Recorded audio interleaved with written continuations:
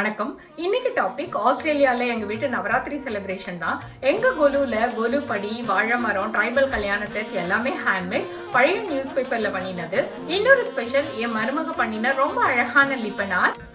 அப்புறம் டெய்லி பூஜை, வகை வகையா சுண்டல் பிரசாதம், ஃப்ரெண்ட்ஸை வீட்டுக்கு கூப்பிட்டு தாம்பூலம், அப்படியே நாங்களும் எங்களை இன்வைட் பண்ண ஃப்ரெண்ட்ஸ் வீட்டுக்கு போகிறது. இன்னொரு ஹைலைட்டா எங்க சம்பந்தியோட இனிமையான குரல்ல பக்தி பாட்டு, ரொம்ப பக்திமயமா இருந்தது. வீடு முழுக்க ஒரு பாசிட்டிவ் வைப். நாங்க எல்லாரும் பயங்கர பிஸி. இந்த 10 நாளும் எப்படி போச்சுன்னே தெரியல.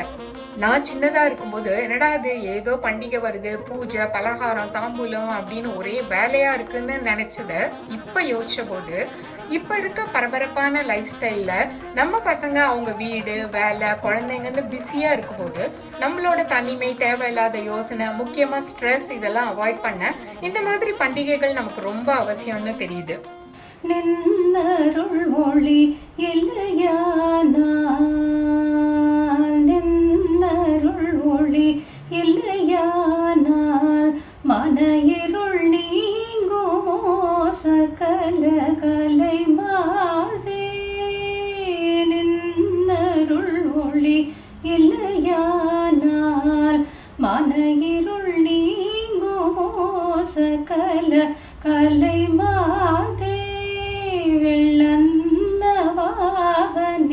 வெண்கமல மலர் வளரும் அன்னவாகனி வெண்கமல மலர் வளரும் வாணி வெள்ளை கலையணி புராணி அன்னவாகனி வெண்கமல மலர் வளரும் வாணி வெள்ளை கலையணி புராணி சரஸ்வதி தயநிதி நீகதி தன்னருள் தந்தருள்வாய் பாரதி சரஸ்வதி.